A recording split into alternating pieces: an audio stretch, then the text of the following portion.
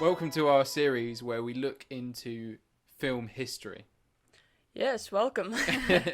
Each episode we'll be taking a decade and just exploring some of the major changes in how films are made, some of the biggest movie stars, and some of our favourite movies as well from that time period, and slowly working through the years until we get to the modern day and just really exploring, the major changes that happened throughout film history, really.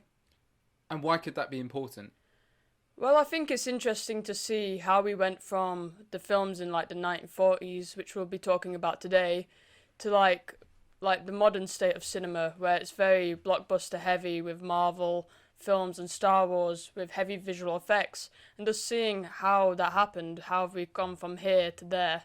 Yeah, and I'd personally find it fascinating just to take a deep dive into some of the big changes that happened in Hollywood. And again, we're mainly focusing on American and British cinema, so a Western perspective, because I think it'll get too complicated if we'd go into different countries and different national cinemas, and I'd just make it a bit too hard to condense into a like 40-minute episode. Yeah, of course. And there's obviously other episodes that will go into some international film. I think we're going to look at particular countries and talk about their main films as well. Yeah. In future episodes. So we've gone for the 1940s as a starting point for film. And I think, again, you can help me here for a number of reasons. I think one of them being that's when quite a few kind of major changes happened just before the 1940s, which kind of indicated to me for that decade anyway that there was quite a lot of films and really unique and important moments that happened in that decade. But I guess my first question there would be, did anything happen pre-1940? Is there anything that we need to kind of cover beforehand? How was a camera made? That's going a bit too far back, yeah. But I think 1940s is a big turning point in that we see really quality films being made, films that we still beloved like today. So like films like Casablanca, Citizen Kane, which are really solid films. The further back we go, we start looking at films which aren't really that beloved today. Like we feel a bit of a disconnect between how films were made back then. But yeah, I think one of the bigger turning points was The Wizard of Oz. Obviously introducing colour into film and just a lot of filmmaking techniques that would inspire a lot of directors to actually craft really great films instead of just very generic kind of assembly line films which were just shoved out to the public. Yeah, and I think you're right in that, like, if we go too far back, we're not going to necessarily enjoy the films like it. And also access to these films are quite low, I imagine. Yeah, I haven't really engaged too much with films prior to 1940s because of that reason. Like, I don't know how I'm going to access them. I don't think I'll personally enjoy watching them outside of just fascination and an interest in film history. But there are many films from the 1940s which I would just happily sit down and watch. Yeah. Of course. And I think it's worth a mention as well, when I was doing a bit of research for this episode, I came across a film called The Jazz Singer, which was released in 1927. And if I'm right in thinking that it's the first feature-length film that had sound, so dialogue, music incorporated into it. And that seemed to have changed a lot of film, because soon after, obviously, to record sound or to have dialogue at that time, it was kind of mainly needed to have been filmed indoors, for example. So you had kind of these big studios being built, and that gave rise to basically the early stages of Hollywood. And I think there was 5 main companies, including Warner Brothers and 20th Century. Yeah, and Paramount. And Paramount, yeah. So obviously I'm not sure how to feel when you say, oh, there's only a few companies that kind of hold the power within that. But at the same time, they did really dominate, and they churned out almost like a business all these really amazing films, and kind of Hollywood took over. Yeah, there was no such thing as independent filmmaking around this time. That really came into fruition in the 60s and 70s with New Hollywood. So around the 40s, it really was studio filmmaking, almost like an assembly line production from the writers, just getting passed through each stage until it's released into cinemas. And what you're referring to is a transition to the talkies, where actors were required to start speaking in films and sound was recorded, which was a really jarring period for Hollywood because many stars didn't make that transition. Like the stars of the silent era were really just left behind and couldn't really make that jump to talkies. And we see that with Charlie Chaplin as well. Like he was massive in the 30s, but only made one film in the 40s with The Great Dictator because he couldn't really make that jump. Like his filmmaking was very much slapstick comedy and like the visual side of it. And yeah, it's really interesting to see which filmmakers and stars were just left behind as everyone started to just move into the future. So I imagine there wasn't much of a market anymore for when this amazing kind of sound and music comes out Well, with the film. yeah, everyone wants to like experience the newest thing. They don't want to go back in time to the silent era. Once sound came out and colour with The Wizard of Oz, it was like the big highlight. Like, we talk about Hollywood being just about gimmicks and visual effects nowadays, but it still was very much gimmicky back in the day. Like, Hollywood tried to force down these gimmicky things onto the public. Like, even 3D was around back in the 30s and 40s because it was this gimmicky thing that would get audiences in cinemas. The problem with having a small amount of companies responsible for the production of films, and obviously, well, Hollywood, almost like Hollywood as an overarching thing, I imagine would be what you then get from those machines, and that could either be the style of filmmaking, the actors, the music, the casting, everything would be fairly similar and done in a process.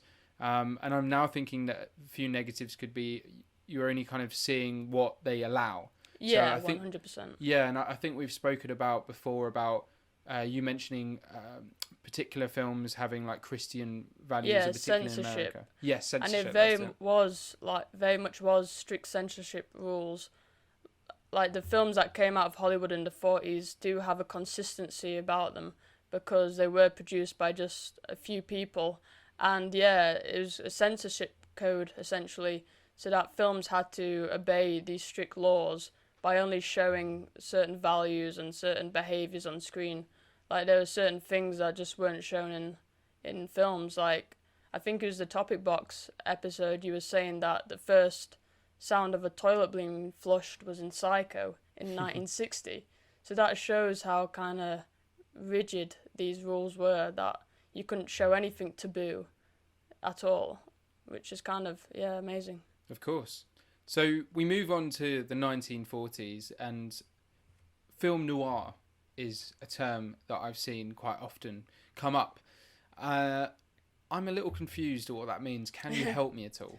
Yeah, film noir confuses many people. It is kind of like an elusive term. Noir is a direct translation to black, so it really means black film. So films that are very dark and psychologically complex. And the genre or style, depending on how you want to view it, really came out of the aftermath of World War II as America went through some drastic changes. Basically, men returned from the war and found that women had gained some new independence. They obviously had to take up jobs in the workplace to fill in for the men that were at war. And this created like a lot of tension because men, like their traditional values were uprooted. Like it wasn't the same as before the war, and they began to distrust women. And that's really highlighted in film noir, where we have the archetypal character of the femme fatale, which is pretty much a dangerous woman in the film who's very seductive and is just there to manipulate the men and basically, yeah, get them to do these horrific acts. So it's really interesting to see the translation between a mistrust of women and a mistrust of women in the film noir.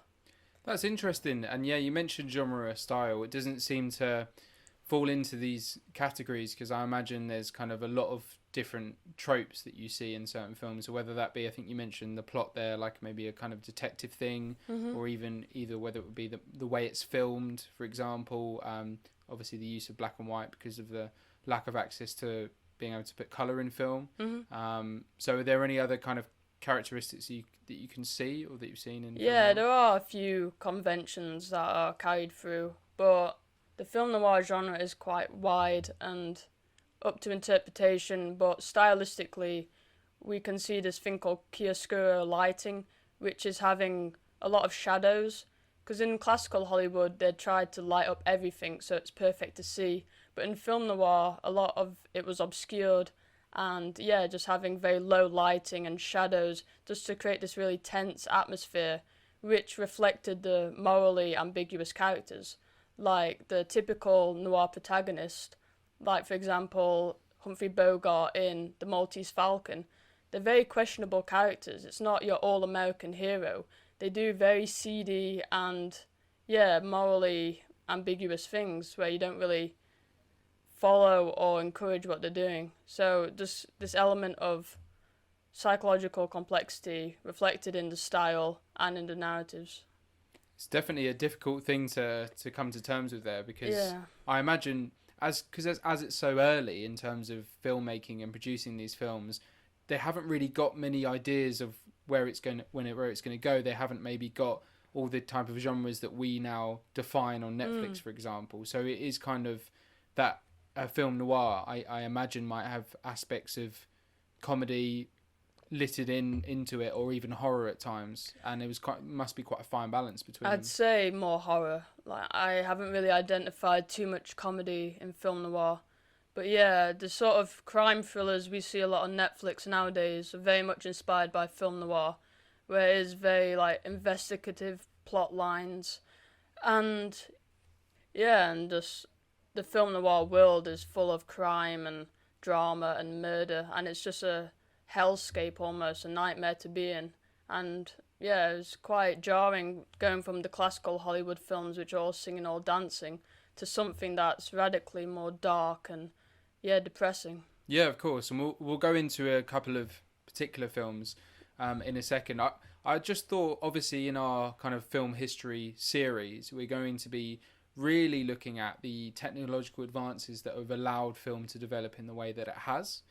And so my question now would be, there are many limitations in terms of the equipment, for example, than what they've got now. But do you think that watching the films that you have done recently in the 1940s, do you think that those limitations, such as maybe not having the best special effects, CGI, able to do that good animation, do you think that actually benefits a film sometimes, because more effort might go into the storytelling aspect?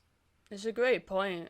There's like that famous quote that limitations spur creativity, because when you're forced into a box and only being able to do these limited amount of things and not relying on all the tricks, then you are forced to focus on the characters and the story and making sure that's really solid.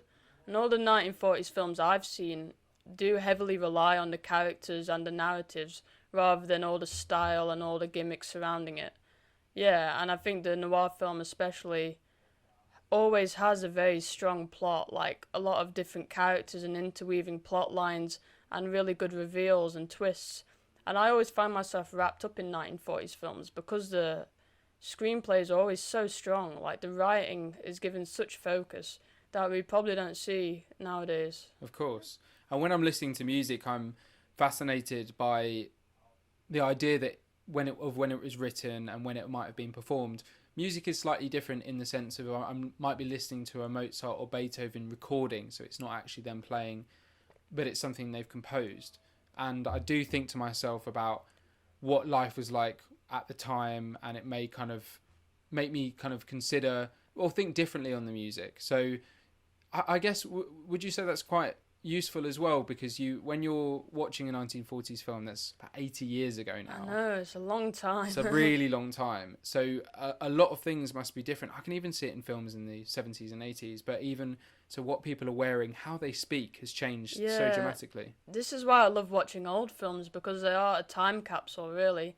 It's why I love watching films from different countries, because it just encapsulates that kind of country in a sense. Like, when you watch a film from the 1940s, you are noticing different like clothing, and even that every single person is smoking all the time. Like in every single 1940s films, everyone is smoking like constantly from the start to the finish. They're constantly getting out cigarettes and smoking. Like, this is terrible for your lungs. But obviously at the time it was considered healthy and stylish. Yeah. And it was like the Hollywood movie stars that were promoting this like glamorous image almost. And I just love watching old films because, yeah, you are getting kind of a time capsule. And even the way the films are made is just kind of charming. Just how they don't have all these flashy visual effects and stuff. It is very simple. The editing is very simple, continuity editing, and just very simple shots. So you're not distracted from anything but the characters in the story. Of course, and I would say it's a nice breakaway from a lot of the stuff that we get at the cinema at the moment. Yeah, where it's kind of, it's almost like flashing in your face, like, give me attention, give me attention. Like with all these big, flashy superhero films, it's almost like screaming in your face for attention, but the 1940s films are very kind of, by today's standards, very simple and kind of quiet, and just, yeah, just solid stories. Another thing I like about that idea is the fact that most of those films were kind of being made and it was their own creativity. Now, every film that you basically see has had some inspiration, which might be very helpful because a director might be inspired by another film and then create other ways around that. But I guess what's particularly impressive is the fact that there was nothing to go before it and they were really creating as they went along. Kind of, yeah. Even the films from the 1940s were very much inspired by what came before it. Like, even before film was like kind of just started off as filming theatre performances. So obviously it's just like picking from that art form. But if we're choosing film noir as an example, that was very much inspired by German expressionism in the 20s and 30s. So we can already see the influences in that, using the very dark shadows and the very abstract imagery and the surrealism of German expressionism, and even directors from Germany coming to the United States to make films, like Fritz Lang, who was a director in Germany and came over to Hollywood to make a film noir, so we can see a direct link between German expressionism and film noir. And yeah, so even the films from the 1940s were heavily inspired by things that came before it. I don't think any art exists in a vacuum. Like, everything is inspired and influenced by each other. Definitely. We've been singing the praises so far of 1940s films. It's time for me to step in as a non-film student and explain my reaction to Orson Welles' Citizen Kane. Yes. I'm all for understanding the context of things and knowing that maybe when I watched it, as I've done with other films, I've either been a bit tired or maybe not really fancied it. And things like Eternal Sunshine of the Spotless Mind, Truman Show, Fight Club, these are films that I've watched, everyone's raved about nearly, and I've not quite seen that. But I appreciate that, generally speaking, it might be the wrong context. But anyway, Citizen Kane, I tried between maybe about half an hour, which is an okay effort for a film. Yeah, it's an acceptable effort. I think not a great effort, but acceptable. Yeah. I didn't like it at all. And that might speak. And we were just saying about the attention. And recently, this last week, can't believe I'm going to say this. I've got into Temptation Island, which is a reality TV show, and Temptation Island, Citizen Kane. But the difference is, it's just so, like, you've got one that's just so bright and there's just so much going on and there's so much stimulation. Screaming for your attention, exactly. As I said. Yeah, it literally feels like there's so many things in my life where it's screaming for attention, whether that's playing piano or social media or whatever I'm doing. Yeah. So to sit down and kind of put on this film was a really weird experience. I can understand that because when you first watch a 1940s film, you feel very detached from it because it is such an old-fashioned style of filmmaking and just so different from what you're used to watching that it's very jarring. Like, you have to give it quite a while to sink in and almost watch a lot of 1940s films in succession. Like, if I'm going on a little binge of 1940s films, I will try and watch 4 or 5 in a row just because it gets you in that kind of mindset of watching something that is a bit outdated by today's standards, but just being in that world of filmmaking, because obviously it'll be very jarring going from watching, I don't know, Infinity War to then watching Casablanca. It'll be such a detachment. You'd be like, whoa, what's happening here? So you've kind of got to be in that mindset, which takes a while to cultivate. Of course, yeah, and it's something that I will definitely go back to. But upon doing a bit of reading into Citizen Kane, I've came to see that it's probably one of the biggest films of the 1940s and a Did really influential you film. appreciate anything of it when you were watching it? Did you like see anything about it that really jumped out at you as being fantastic? Actually, some of the way it was filmed, some of the shots were interesting, just in terms of what they were focusing on. Yeah, there's a big thing about how depth of field is used in Citizen Kane. That's it, yeah. Very deep depth of field. In the classic Hollywood films, the characters would be in quite shallow depth of field, which means that it's just the characters in focus and the backgrounds are blurry. But in Citizen Kane, it really allows for deep depth of field so that the actors can move about in the scene and maybe go to the back of the room, then come forward, and just, really interesting blocking and just allowing the actors to move about in the scene, which was really pioneering, yeah. And what other things about that film it makes it so influential? Really the narrative, like it won the Oscar for Best Screenplay, the only Oscar it won, and I can see that because it really was revolutionary in having a film that focuses on different perspectives. Like classic Hollywood films often are very kind of objective, so just have a simple story where you can follow it from one perspective.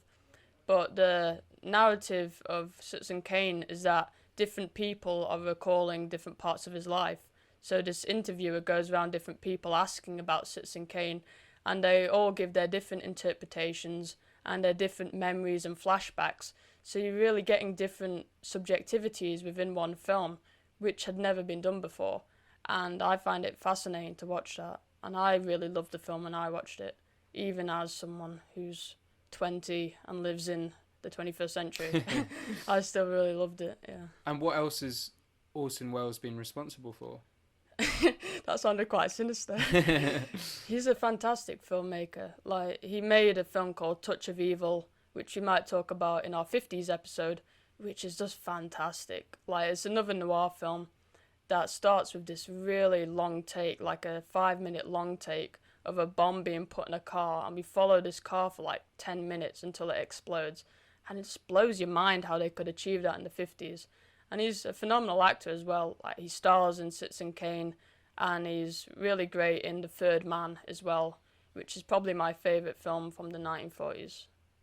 And there was another big one that I came across as well, which was Casablanca. Can you tell me anything about that? Yeah, Casablanca's another great one. It's probably the film that has the most iconic lines. Like, there literally are 5 or 6 lines that I think are just burnt into pop culture. And yeah, it's just a sweeping love story with Ingrid Bergman and Humphrey Bogart, 2 of the biggest stars in the 1940s. And it was really interesting because it was made during World War II. So it does function as a bit of a propaganda film.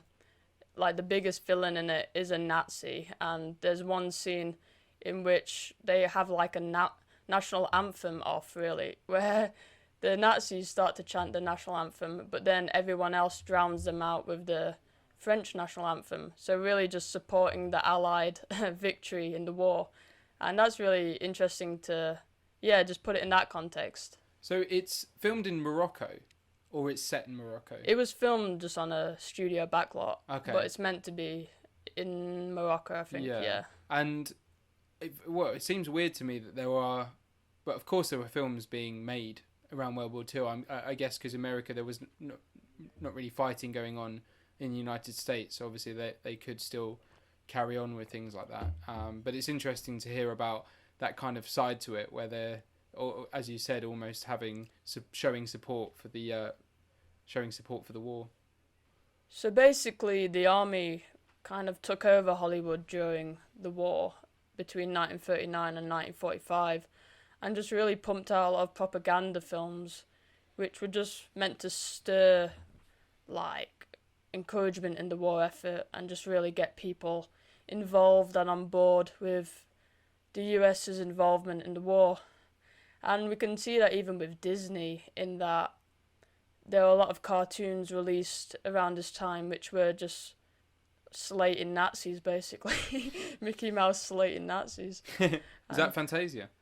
Not Fantasia, but like kind of short films that you can't really access nowadays. But it's weird to think that obviously in Germany I was aware that there was lots of propaganda, but propaganda in the US to try and get people to support Yeah. their efforts. No, there's even further. propaganda everywhere. Like even in Britain, of course, like if there's a war going on, there's going to be a lot of trepidation and fear, and a lot of people aren't going to want to get involved for fear of death. But if you've got the country behind you and you've got to do your part to support the war effort, it really stirs up a lot of like some like primitive side of you. Like, yes, I've got to protect my country, Yeah. even though America weren't really at risk at all. Mm. Aside from like Pearl Harbor, they could have just sat there and be fine, but. No, they had to get involved. Yeah. And Disney went through quite a good spell early 1940s because they had Bambi, Dumbo and Pinocchio. Yeah, the early 1940s were good for Disney. Fantasia was a bit of a box office bomb, actually.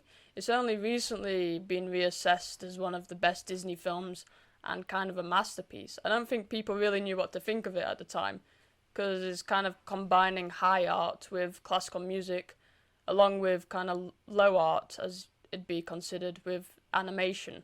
And that kind of juxtaposition was a bit strange for audiences. But yeah, as you said, Dumbo, Pinocchio, Bambi were big hitters for Disney. But as we move through the 1940s, it slowly goes off. Well, it doesn't slowly, it goes off the, like, fucking cliff. Because their later films were just dreadful. Like, we got films like The Three Caballeros, Saludos Amigos, Fun and Fancy Free. Like, has anybody heard of these films? I've actually seen most of them, and they're terrible. They're really bad. They're kind of anthology films where they have, like, loads of short films within them of, like, yeah, and they're really bad. It's pretty much because Disney ran out of money and didn't have the international market during the war to release these films to different countries. So it was a bigger risk to release films, so they made films on the cheap and just hoped they'd make a bit of money back and didn't put all their like eggs in one basket, really. That's funny that you say that because when I was looking at the dates of release date for the Disney films and you had Bambi, Pinocchio, Bambi was 1942 and there was an 8-year gap until Cinderella in 1950, but obviously it sounds like that there was films released in that period, really bad but ones just really that bad. Nobody has seen except for me. And they are strange because they mainly focus on South America and Latin America. So in Saludos Amigos, it's basically Mickey and the gang going down to South America and jumping between all the countries like Brazil and Peru and just really exploring the culture of South America. And you're like, why is Disney doing this? And it was mainly to stir up goodwill between the USA and South America. I don't know why. Maybe to help, I don't know, international markets or trade. I don't know the reason behind it, but they really focused on South America to stir up goodwill between the two continents. And doesn't it just show you how much power Disney kind of have always held in their ability to promote certain things or have power over the market? Well, they kind of disguise it because it is kids animation, really. So you think it does have this innocence surrounding it, and it is just a family entertainment. But really, there are a lot of hidden messages and a lot of things they're trying to achieve through showing their films, which is maybe stirring goodwill with South America or slating Nazis and promoting the war effort, or, I don't know, promoting capitalism in other ones. There are often hidden messages that kind of go underneath the surface, really. Yeah, of course. There's some really famous videos about all the kind of things that are in Disney films that are hidden. Yep. Even whether that's sexual references as well that you'll find. A quick note also on Alfred Hitchcock. I don't know how many films he did in the 40s, but there was one that I grew up watching quite a few times, which was Tarantula. He didn't make that. He didn't make that. No. You sure? Pretty sure. Yeah. And also a quick note on Alfred Hitchcock. I thought I'd watched one of his films before, but unfortunately I haven't. I've just heard of a lot of them. Yes. Whether that's Rear Window or Vertigo or The Birds. Obviously, I don't want to push too much into the 1950s here. Yeah. But what can you tell us about his kind of role in 40s film? It's interesting you say those three films as, like, they're his most popular ones, but they were more in the 50s. So people kind of forget about his work in the 40s. They often focus on, yeah, Rear Window or Psycho. But Hitchcock was still on fire in the 40s. Think I've seen 3 or 4 of his films from the 40s, and they're all great. They're less distinct as Hitchcock films. They feel a bit more generic, and they have less of his personal stance on them. But they are great films, really exploring the psychology of like murderers and how people can be manipulated to commit kind of questionable actions and stuff like that. Today I just watched a film called Rope, which was released in the 1948, and basically starts with 2 young men killing another of their friends, and you wonder what their motivation is for just murdering him, but there really isn't one. And it's fascinating in that the only reason they've killed this guy is because they want to get some kicks out of it. They want to feel some excitement or risk that they don't in everyday life. And that just seems really like strange for a 1940s film to not have a clear-cut motivation. They just want to commit murder just for the thrill of it. And that's really disturbing. And basically the whole film surrounds this dinner party in which the 2 men host and basically have the dead body in a wardrobe for the entire film, where people are just eating food right next to it. And they're basically just kind of flexing their, power almost to have killed someone and got away with it in front of all these people. And that just, it's amazing. That sounds really disturbing. It's a great film, and it's shot in all one take. Well, it's meant to appear so. Like, you can see all the hidden cuts because the camera kind of dives into somebody's back and goes back out of it again, and you go, yeah, that's a cut. But it's meant to look like one long take. It's impressive that they had that idea then as well. Yeah, that's the first film of Hitchcock's where I think he pioneered something and just kind of, revolutionised filmmaking. Of course. Where's Britain in all of this? What are we doing? Not much in terms of filmmaking. My favourite film from the 1940s is The Third Man, and that was a British film. Kind of like a Britain collaboration with America, and that's amazing, yeah. Okay, sounds good. There was also kind of a rise of movie stars. So we've spoke a bit about the directors and the companies that produce these films, but there was kind of a rise of a movie star in the 1940s. And you've mentioned Humphrey Bogart. Was Frank Capra? He was the director. He was the director. Yeah. James Stewart. Okay. And he was in Stewart, yeah. It's a Wonderful Life. Yeah. Oh, we haven't mentioned It's a Wonderful Life. My favourite Christmas film. Yeah. Yeah. There is a question whether the movie star still exists in the modern day, because it's kind of moved towards the brand being the main focus, like the brand of Star Wars or Marvel being the draw to get people in cinemas, and that the movie star no longer is the draw. Like, you don't go to a film to see Ryan Gosling or to see Leonardo DiCaprio. You might on some level, but the main draw really is to see these big blockbuster films. But in the 40s, the main draw was the stars, that it was Jimmy Stewart and It's a Wonderful Life. Like, they'd label it as that because people knew these stars off by heart and would go just to see them. They didn't really care what film it was. It was really like the big stars like Jimmy Stewart, Humphrey Bogart, Rita Hayworth, Ingrid Bergman, and Cary Grant, which I've seen a couple of his films recently. And they do have this charisma which just kind of absorbs you almost. You just fall in love with these actors so quickly. Like, Ingrid Bergman is just such a presence on screen. You just instantly fall in love with her.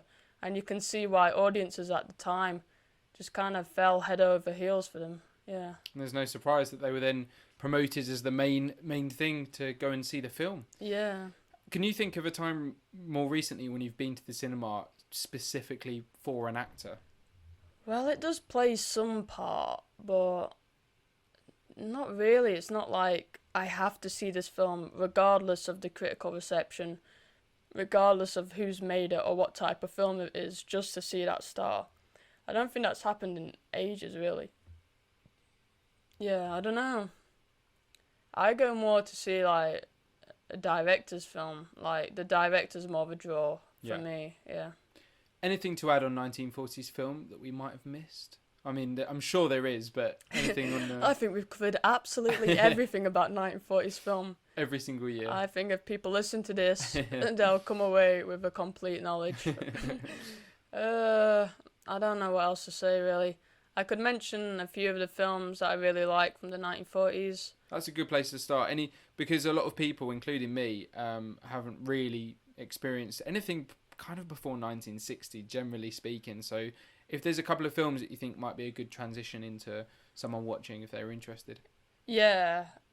Speaking about British cinema, there is a great film by Powell and Pressburger. I think the directors are called The Red Shoes, which is a British film. And that is absolutely astonishing. Like, it doesn't feel dated at all. It's beautifully colourful. Like, it's done in Technicolor. And it basically follows an aspiring ballet dancer as she, like, it's a bit like Black Swan, really. Like, the rise and fall of a ballet dancer. And some of the dance sequences in that are just so mesmerising and colourful. With really, like, pioneering techniques such as, like, dissolves and stuff like magic realism where it's like fantasy sequences. So I'd recommend The Red Shoes, The Third Man, as I've already mentioned, Casablanca, Citizen Kane, a lot of Hitchcock films like Rope, Rebecca, Notorious, and yeah, some of the early Disney stuff is interesting, even though it's crap. Oh, and if we're just a little bit on national cinemas, one of the better films I've seen is called The Bicycle Thieves from Italy, which was a great piece of like Italian realism, which was a really good film. Yeah. Great. There's plenty to watch, and Yes. it's all out there, and it's all fairly accessible now, which is good. I would just add that there's a couple of YouTube videos that really do well to document the history of film. So one of them's by Alex Day. I think he starts all the way back from 1878 to 2017.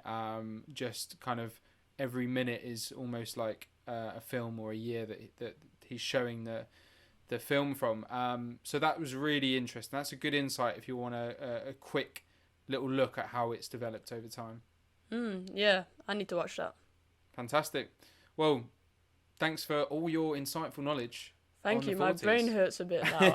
We're recording this quite late, and I'm quite tired. It's took a lot of effort to do this, so I hope you enjoyed it. Well done. Well done. Go and watch your film now. Enjoy. Yes. Bye.